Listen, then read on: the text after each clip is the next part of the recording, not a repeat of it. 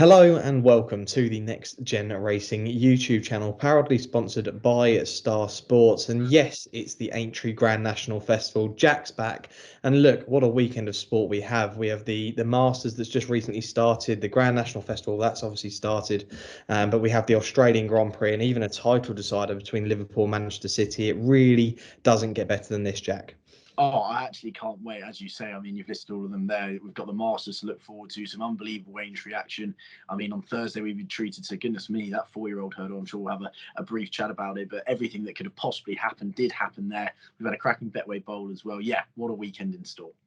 Yeah, it really was. It was a fantastic weekend that we had, well, fantastic sort of opening day of the weekend we had for the Aintree Festival. And obviously, yeah, like you say, we will discuss that moment that we had on the Thursday where Night Salute and Pied Piper, they came down to the wire. And look, it was called a dead heat initially. The stewards' inquiry bell, that went straight away. Listening to it on ITV and sort of everything that was going on with regards to the inquiry, it was interesting to hear Paddy Brennan kind of almost saying that, not necessarily that he didn't want the race, but almost saying that he didn't feel any interference with regards to the situation with Pied Piper where he jumped across. What do we make of that, Jack, and the stewards' inquiry? And I don't know whether there's any improvement that can be made. It was almost like they kind of made their decision before they even walked into that room. Yeah, I think you're spot on there. I think they definitely had set in stone that they were going to revise those placings 100%.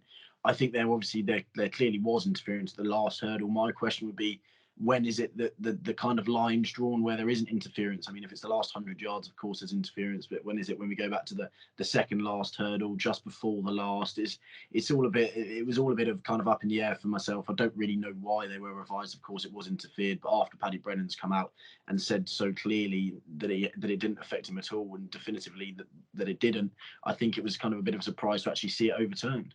Yeah, it was a really interesting one. Let us know down in the comments what you thought of that race. And obviously, it was fantastic to see Clanders Obo as well go and win the Betway Bowl. He hasn't really shown everything this season, but great to see him back to his best. And obviously, Paul Nicholls will get into a lot of his horses probably during the preview, as well as we'll be previewing, obviously, the big one, the Grand National, on Saturday. With regards to Star Sports, a few offers for you guys. You can check them out down in the description, but it's money back as a free bet up to £50 if your horse is second beaten half a length or less. And they're also offering another excellent offer, which is all over the place. That's what the offer is known as. But if your horse finishes unplaced in the Topham or the National, but does finish the course, it's money back up to £25. So plenty of good opportunities there. Like I say, do check them out down in the description. Right, let's get into the preview then, Jack. We've had our issues. We weren't able to put a Thursday preview out, so it's excellent that we can at least review some of the action from Thursday. But let's get straight into Friday's action. We'll preview 4 of the Grade 1s there, and then 3 Grade 1s on Saturday, and then finish off with the National. But we'll kick things off on the Friday with the 220, which is the top novices hurdle, Grade 1 over 2 miles. Star Sports have it priced up like this. Currently, John Bon is your even money favourite. El Fabiolo 3-1, First Street 9-2, surprise packages 10s, all can risk 11s and 16-1 bar those. Now, El Fabiolo is a fascinating one in here, Jack. Obviously missed Cheltenham, but it looks like Mullins, he's pinned his hopes on this one to try and do the business and beat the Supreme second in John Bon. Is it one of those where we make things quite simple and probably say John Bon goes and just wins this? Yeah, probably. I don't know if it's going to be exactly that simple, but for me, I think if El Fabiolo is trained by anyone who isn't Willie Mullins, he's still probably a double-figure price. Yes, he won in Tremor on New Year's Day, and there's an illustrious roll of honour to that race, which he did win. But winning at Tremor over 2 miles on heavy ground is going to be very different to coming to Aintree and winning on the flat track over 2 miles. So on good to soft ground, of course, the rain didn't materialise that was going to come on Wednesday night and Thursday morning. There was obviously very heavy winds. It hasn't been as much of a test as we thought it was going to be. I think Jean Bon does take all the beating. I'd probably be happy to kind of side with El Fabiolo if he was a double figure price or 6-1, but I think 3-1, 7-2 is just way too short. It will probably be a no bet race for me at all, but I think Jean Bon just goes and wins. Yeah, I think Jack's got it spot on there. I think John Bon's actually a bit of a battler over 2 miles. I think a lot of people tried to get this horse beaten and probably crab the form plenty with this horse, which I just don't understand. He obviously ran into a good one in the Supreme from the same stable in Constitution Hill, but I do think he's going to be an absolute star. Obviously, Nicky Henderson announcing the horse will be going chasing as well, novice chasing, which is very exciting. Looking forward to seeing what he can do probably over the 2 mile trip, but potentially over the 2.5 mile trip over fences. But we'll see come next season. Right, let's move on now to the mild main novices chase. This is a grade 1 over 3 miles at 2:55 there at Aintree. And wow, I often say that 4 horse races are bad for racing, but I can't really say it about this one here. Brave Man's Game's your 5-4 favourite. Le Hon Press is your 6-4 second favourite. Hoisin your 9-2, and Fury Road is 14-1 in here. Now, everyone knows I'm a massive fan of Lon Presse. Now, I really do love this horse. I think he could be a Gold Cup contender next season. However, I know we've had rain, and a lot of people seem to think that this horse needs rain, but I don't actually think that's a key part of this horse's running. I think Charlie Deutsch agreed with that statement as well. But actually, I'm going to try and get him beat here with Brave Man's Game. I just think the Brave Man's Game is going to be well suited to the flat track. Obviously, has had that break, missing out on that Brown advisory due to the ground. I think that he's probably actually, if I was to back this horse, I wouldn't be backing him for a Gold Cup in the future. He'd be my idea of something like a King George winner on a flatter track, a kind of race that Nichols would love to go and win, and he's got an excellent record in it. But I just think with Nichols' record at Aintree, I think this horse has now been set out, and they've had this as a plan since Cheltenham to really get him ready for this. And I just think, even though 5-4 is probably quite short, I just think he's going to beat Le Hon Presse. But I do think down the line, Le Hon Presse might turn out to be just as good a horse. Jack, what's your opinion on this one? Well, you haven't mentioned the Hoy Senor once. I think he's kind of been harshly treated there. Look, I think the first thing to note is, before the Thursday anyway, the trainer form of these 4 trainers are completely up in the air. You've got Venetia Williams was 0 from 8, Lucinda Russell 0 from 26, Gordon Elliott 1 from 25, and Paul Nicholls 5 from 40 in the last 2 weeks. So, I mean, it's not like there was one standout trainer there. They've all kind of been struggling the last 2 weeks, albeit without too many runners, with the exception of Paul Nicholls. But look, I'm not sure how much the Brown advisory would have taken out of Lon Presse or Ahoy Senor. But Ahoy Senor made 4 mistakes. Look, his jumping isn't all there, but he's got so much ability. He made 4 mistakes, 3 out, especially when he clattered into 3 out into that fence there. But look, I think at the prices, I think he kind of has to be the bet. I think Lon Presse and Brave Man's Game are so hard to split. It wouldn't surprise me if they are battling all the way to the line. But I think Ahoy Senor, all he needs to do is kind of brush up on his jumping 5-10% to be a lot closer to Lon Presse as he was. I think the ground should help him out. Of course, he did what he did to Brave Man's Game last year in the Sefton over 3 miles. So he clearly likes Aintree. Obviously, this is a completely different kettle of fish over fences, and he is a complete head scratcher. But I am going to probably stick loyal to him, and it probably will be the last time, because goodness me, I'm starting to fall off the Ahoy Senor cliff. But I think at the prices, I think he's probably worth a small win wager. Okay, Hoisin, you're at 9-2 for Jack. Hoisin, you're a horse, as Jerry Hannon would say, can tend to jump a few like a bag of hammers. If they could improve on the jumping, he could be a very classy horse in time for sure. So I just think it's an excellent race. I genuinely, I wouldn't rule out Fury Road of running a big race as well. It really is an excellent 4-horse race, and a race that I'm really looking forward to on the Friday. Let's go on to the 3:30. This is the Marsh Chase, a grade 1 over 2.5 miles. Fakir Duderie, your 6-4 favourite with Star Sports. Fernamble Civola's 5-1. Sco Royale is 8-1. All Mankind and Captain Guinness, they're 10-1. St Calvados 11-1. And then we're looking at around 12-1 bar these. Fakir Duderie is actually a horse, those who've watched this channel, that I'm a big fan of as well. He's a 6-4 favourite. He's fairly short in here. I kind of landed on the Nichols 2 in here, Jack, and they're probably worth discussing. I'm sure you're going to give them a mention as well. But I think Hitman for me is a horse that I just think the fact he's been stepped up in trip, or stepped back up in trip, sorry, to 2.5 miles, I just think is a really fascinating part to this race. And he obviously won a novice. Well, sorry, he was third in a novice chase at Aintree last year, behind Protectorate. He ran a decent third in the Aintree Bowl on the Thursday, but I just think that he has the tendency to jump very poorly. But if they can brush up on this horse's jumping, a bit like a Hoisin in some ways, I think he could run a massive race as a big each-way player in here. And I've mentioned it plenty before with the Tingle Creek when he ran second to Greenatine. Nichols really couldn't stop talking about how well Hitman had ran, and I think he could see a big race in this horse. Whether that's this season or next season, I don't know. He's a young horse, so he's definitely one to probably keep on the right side if they can brush up on his jumping. But yeah, Hitman for me at 12-1 each way, I think is an excellent price. Jack, what about yourself, especially with St Calvados in here? Yeah, I think the Paul Nicholls angle is definitely the angle to go for. I think he does have a very strong hand in here. I'm a little bit worried why Harry Cobden's chosen St. Calvados over Hitman. For me, it was pretty much just a toss-up between the two with regards to the weather, and now there hasn't been too much rain. I'm with you on Hitman. Now, of course, looking at St. Calvados, he is still very unexposed over this trip. He was second to Old Grangewood at Cheltenham in the New Year's Day handicap a couple of years ago, and then obviously second to Mint in the Ryanair. He was third in the King George this year, fourth in the King George the year before. He burst a blood vessel in the Ascot Chase, went behind Fakadu Derry. So if he does, if the rain did come, I think he'd have a good chance. I think maybe on this ground he probably wants it to be a little bit more of a test. And I think, as you say, Hitman, you've hit the nail on the head there. Over 2.5 miles. He was a folder in the Scilly Isles when travelling very nicely. As you said, third behind Protectorate and the Shunter in the Manifesto, which we saw the winner of today very nicely in Miller's Bank as well. But no, I think he has a good chance, as you say. We go back to, I was standing next to you when Paul Nicholls was raving about him after the Tingle Creek. He's been running well over 2 miles, but I think he's been crying out for the step up in trip this year. He's only 6. Maybe next year is going to be his year when he's obviously already had a year in open company. But look, I think he's going to be running a big race. It's a tough race to call. Fakadu Derry is clearly the one to beat. You've got Fernandez, Savola, Captain Guinness, and even So Raw stepping up in trip. So it'd be intriguing to see how they get on stepping up in trip. But yeah, I'll be with you with Hitman. Okay, yeah, Hitman and potentially St. Calvados, the Nicholls each way angles in there, potentially worth following in the Marsh Chase. Now let's go on to the final race we'll preview on the Friday before we get into the Grand National Day.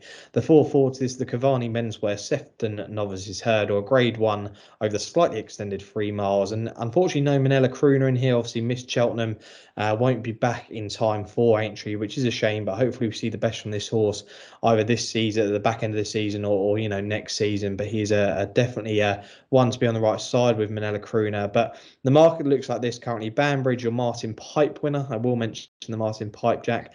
5-2 favourite. Gelino Bello 6-1. Skytastic is 6s. Crystal Glory 8-1. Green Book 10s, along with Staghorn, who's also 10s, and 12-1.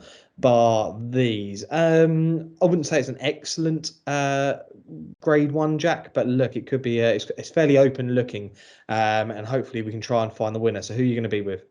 Yeah, it's not a very good Grade 1 at all. I'm kind of going to crab the Martin Pipe performance. I try and do every year, if I'm being honest. Look, I don't really want to spend too much time on the Martin Pipe, but it doesn't matter because we're going to have Langadan's Day of Redemption. But anyway, I don't know how good Banbridge actually is. I think he's kind of got a little bit to prove. I think he's a little bit short at the head of the market. In all seriousness, this is quite a weak renewal, and I do think Gelino Bello has more to come. Look, he's been held twice by Blazing Carl at Cheltenham, finished 2 legs clear of Ballygriffin Cottage in December. Of course, Ballygriffin Cottage finished 4th in the Bartlett. He ran a great race in the Lanzarote off 11 stone 6 when Cobbler's Dream won it off 10-10 and then cantered home at Newbury over 2.5 miles. I think he's got a lot more to come over 3 miles. Skytastic and Banbridge are probably the more aesthetically pleasing on paper because they probably have the sky is the limit, whereas Gelino Bello has been beaten and beaten and beaten. But I think as an each way price, I think he's a honking better at around 6-1. Okay, yeah, I'm actually with one at 6s as well, and that's the other one, Skytastic, in here, who's the unbeaten horse for Sam Thomas. Now, Sam Thomas is having some season, and having the likes of Charlie Deutsch and Sam Twiston-Davies at his disposal is definitely a positive side. You don't get too much better than those two. And he's a bit of a battler, Skytastic, which I kind of like. One of those horses where you don't want to kind of jump the last with him because you're probably going to end up losing. He just keeps grinding away, and at Ascot, he showed that he put away the Tizard horse, Scarface, that day. In really good style. And the one thing I do like, he's fairly ground versatile, which is ideal at the moment because we don't know which way the conditions are going at Aintree. A bit of rain, it suddenly stops, a bit of wind drying the ground. You just never know what we're going to get kind of Friday or Saturday. But he's ground versatile, and I think Skytastic could be the one for me in here at 6s. So Jelena Bella for Jack and Skytastic for myself. Now let's get on to Saturday, Grand National Day, but we'll kick things off with the 225. This is the Mersey Novices Hurdle, a Grade 1 over 2.5 miles. Free Stripe Life is your 5-2 favourite. Walkie on Air 7-2. We've got LA Bell, Good Risk at All, North Lodge there 8. Stage Stars 9s and 16-1. Bar these. Free Stripe Life, sorry, is going to probably go off favourite in here at 5-2. The vibes around Walking on Air have been very positive, especially prior to Cheltenham. We didn't unfortunately see him in the Ballymore, but they've been very, very positive, Jack, with regards to this horse. But he's got to be a good horse potentially in the second in the Ballymore, which is Free Stripe Life. Oh yeah, 100%. I think probably Free Stripe Life is one of the better bets of the weekend. at 5-2. I think he should probably be 7-4, 6-4. Walking on Air is a very exciting prospect. It's one of those classic conundrums. Do you go for the experience of Three Stripe Life or for the exciting prospect of Walking on Air? Walking on Air, of course, his dam stayed and stayed and stayed. So I think the step up in trip is definitely going to suit.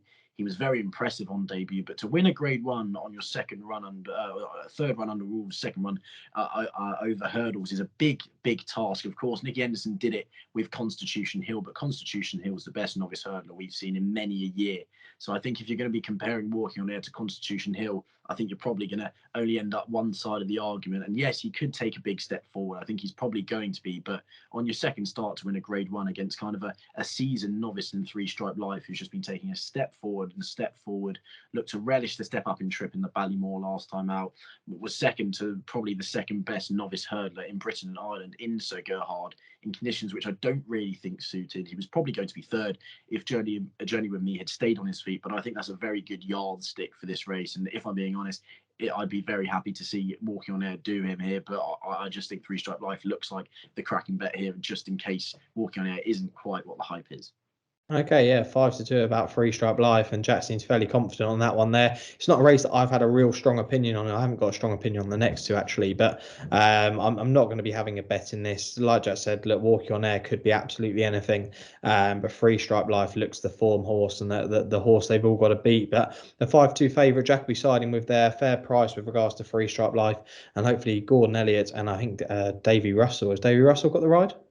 Yes, Yeah, Dave Russell can get the job done on that one there. Right, on to the 3 o'clock. Like I say, I think Jack and I probably don't have a massively strong opinion on this one, but this is the Poundland Maghall Novices Chase, a 2 mile Grade 1, and Edwardstone, your Arkle winners in here at 8-11. Gentleman to Me is 5-2. Third Time Lucky 5-1. Amarillo Sky 14-1.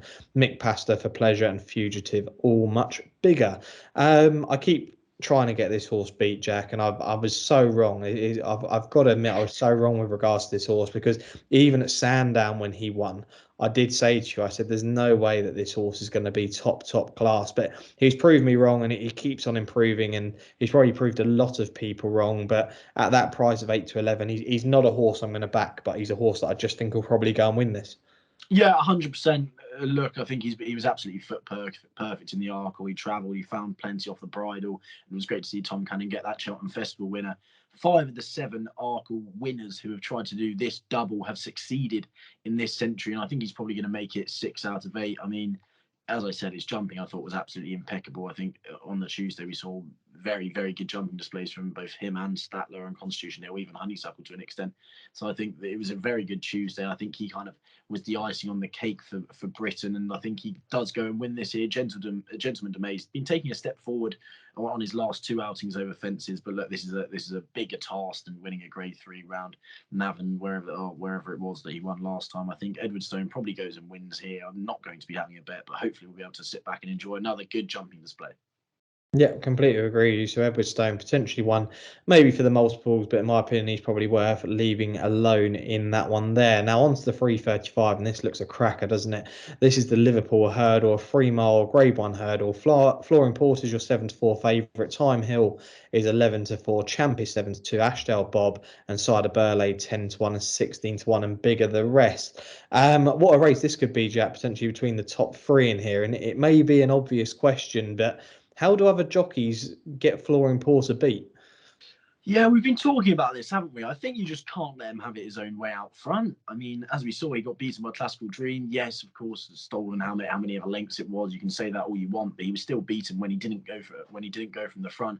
I think someone had to send something as just something to go out front and try and get him beaten, because if Danny has his own way and sticks to those fractions and those sectionals like he did in the stayers, I think he's just going to be unbeatable. The thing with this race is it kind of reminds you of the stayers. It's kind of like a Class 5 handicap at Lingfield over 6 furlongs. I know I'm comparing the Liverpool hurdle to something at Lingfield, but they keep reopposing, they keep beating one another, and it's one of those races where it's just quite hard to actually pin something down, isn't it? I mean, if you look at Champ, I think he was travelling really nicely in the stayers. Of course, he won really well in the long walk, but it'd be interesting in the cleave. It'd be interesting to see. No, it wasn't long walk. Sorry, and it'd be interesting to see how he gets on. I still don't think he's as top class as either Time Hill or Flooring Porter out of the front of the market. I think Time Hill, he's just so consistent, isn't he? Second again in the Stayers, won this last year. I think he could possibly get Flooring Porter beaten if he probably tries to hopefully sit in behind and hope that he doesn't go out front on his own, because of course they finished a rattling speed in the Stayers. It was I think 105% finishing speed. So it'd be interesting to see if Time Hill can actually dethrone him. But from the outside of the market, Kashari ran a career best in the Stayers, was only beaten 7 lengths back in 7th in the Stayers. Now, of course, he's got plenty to find, but he is improving as a 10-year-old. On his penultimate start, he won over course and distance, carrying quite a lot of weight. So I think he's probably going to go off. I think he's only about 20-1 at the moment. I think he'll probably go off about 50-1. If he does go off at 50-1, I'll probably be having a small each way interest in him, because I just think at the top of the market, they're very hard to split.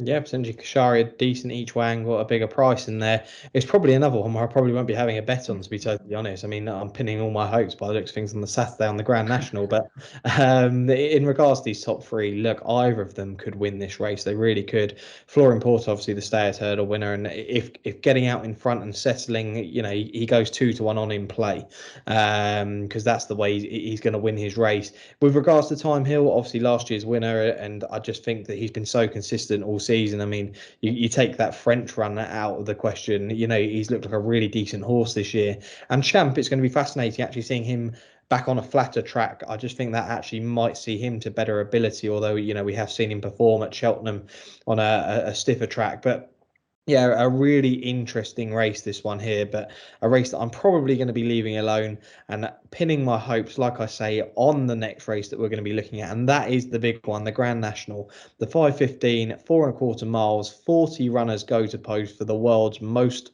watched race. And Jack, I was having a thought to myself the other day with regards to the Grand National, and I've got to try and get this point across. And I've been kind of having conversations with people and probably not putting it across in the best way possible. But the fact that they're starting to remove the ditches, they've lowered the fences with regards to the National. I think in recent years we're starting to see horses maybe at shorter odds, or ones that have looked well handicapped and shown good form in the past, going and putting in a decent display in this race. I'm not saying it's easy to find the winner of the National nowadays, but do you think there's more sort of looking into form that actually does seem to help us, rather than seeing these big fences and horses making mistakes along the way who shouldn't be making mistakes just because of the size of the fences? I just think it's turning, it sounds weird, but more into a horse race. Yeah, it's interesting you say that, to be fair, because it kind of reminds me a little bit of kind of how the National Hunt Chase has gone. I mean, if you look at the likes of Run Wild Fred, who was probably 10 years ago built for the National Hunt Chase, a stayer who jumps, but isn't really that classy, I think it's fair to say. But if you look at the National Hunt Chase winners the last 2 years, you had Galvin and Statler. I mean, Statler's already been quoted at pretty much a single figure price for next year's Gold Cup. Galvin obviously went off a very short price for this year's Gold Cup. It looks like the races are just getting a lot classier, and especially when you look in Ireland, they've got these massive battalions of horses that they need to try and assign to different places, and because they ooze absolute class. If you look at the likes of Caluntra with 8 this year, Willie Mullins yet again, Henry de Bromhen sending over some top class horses, some proper graded horses, grade 1 horses, even if you look at Delta Work. But I do think they're just getting classier, and perhaps that's why you may be able to kind of separate the boys from the men. Okay, yeah, no, it is a really fascinating point. I'm sure people have got their different opinions with regards to the National, but let's get into this year's field. Star Sports are paying 6 places on this year's National. Your favourites are Delta Work and Snow Leopardess. They're joint favourites at 8-1. Any Second Now for Ted Walsh, that's 9-1. Ascari 10-11s. Eclair Surf, who's just snuck in. Enjoy Dallin, Manila Times, last year's winner. They're 12s. Fiddler on the Roof and Longhouse Poet 16s. Burrow Saint and Run Wild Fred, they're 20s, and 25-1 bar those. Now, I've got a team of 3 for this year's race, Jack, and I'm hoping that you potentially have a similar sized team as well.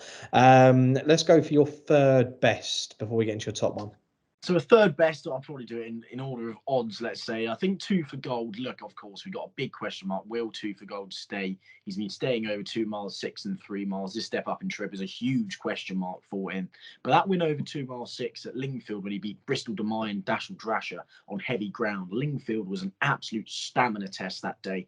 I'm not saying it was anything like 4.25 miles at Aintree, but I mean, that 2 miles 6, just watching it kind of felt like 3.5 miles. I'm not exactly sure he's going to stay say, but look, he's been improving. He's been taking steps forward. Of course, was second in the Ascot Chase and is £5 well in. And just in case he does stay, I think 40-1 looks a big price because he uses class. He's on the up and may have a big say. Okay, potentially a big price for Jack, and I'm going to put one up at a big price and probably more head over heart with regards to this one here. And this is Brahma Ball at 66-1, probably one of the worst handicapped horses in the field. But the fact that I put this horse up at 40-1 each way in the Ladbrokes Trophy, somehow finished third. He must have hit about 80% of the fences on that day. Looked like he was finishing off the back of my telly at one point, but somehow he just stayed on. He just plugs away and managed to grab third, although he was well beaten in third. Now he's been pulled up and unseated the last twice. But look, if he gets round, I just think that he's one of those horses that will be plugging away and probably staying on into a place and maybe even getting lucky enough to win this race. But 66-1 Brahma Ball. This is probably the last time I'm ever going to put this horse up. But yeah, he would be my selection in here. I'll go on to my second member of my team, which is going to be Longhouse Poet in here, who's around 16-1. He ran in the Boyne Hurdle when we last saw him, which has actually been a race previously used by Tiger Roll prior to the cross country, then going on to national success. Now, he won the Far Easties in really good style, beating some decent horses like Franco de Port, Mr. Fog Patches on the ropes. There's plenty of horses that I can mention from that race that you'll all recognise, but he'll be carrying £9 more than he carried that day. But in my opinion, he didn't look like stopping, and I think Martin Brazel, he's had this horse laid out for this race all season. I think he sees him as a proper Grand National type. I know he's probably well found in the market, and a lot of the top tipsters are putting him up, but it's very obvious to see why. I think he potentially could be. It was between this one and my top one that I mentioned. I was really debating who to put up as my best selection, but yeah, he's going to be my number 2 in here, and that's Longhouse Poet. Jack, what about yourself?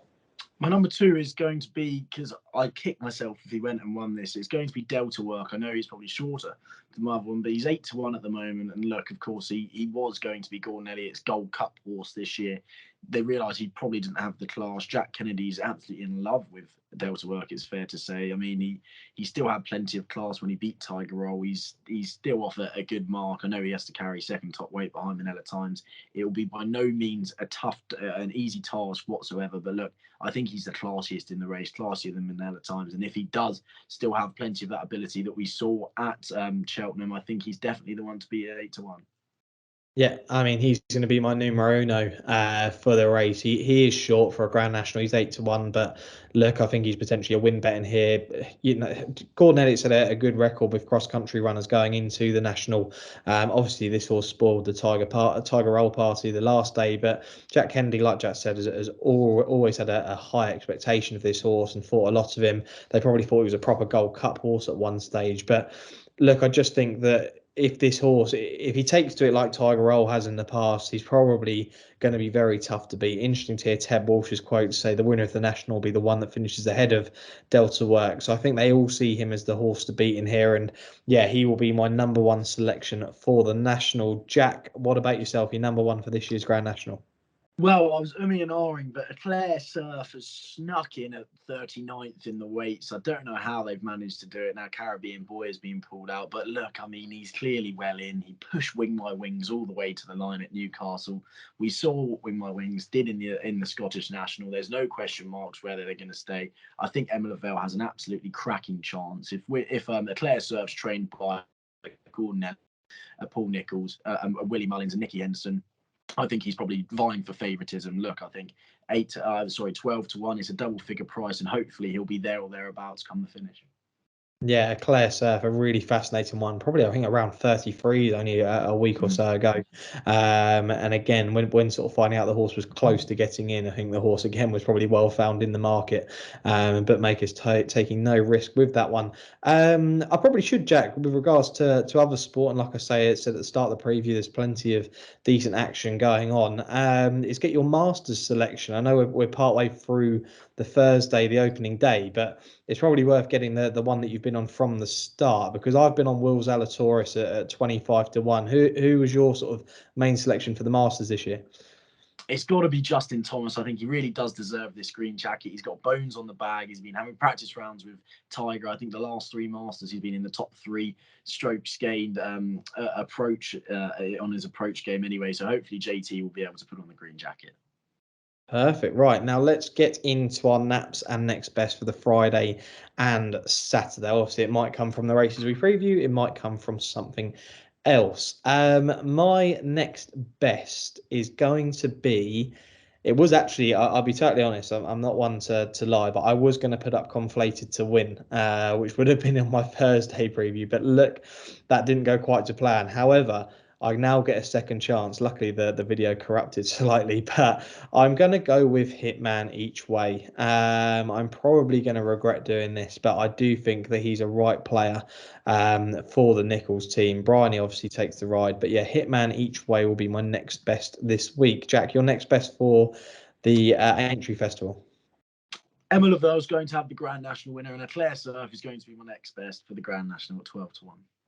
Oh, yeah, big shout, putting up a Grand National selection as one of your better bets of the weekend. And my nap is going to be, oh God, Mr. Coffee in the Topham.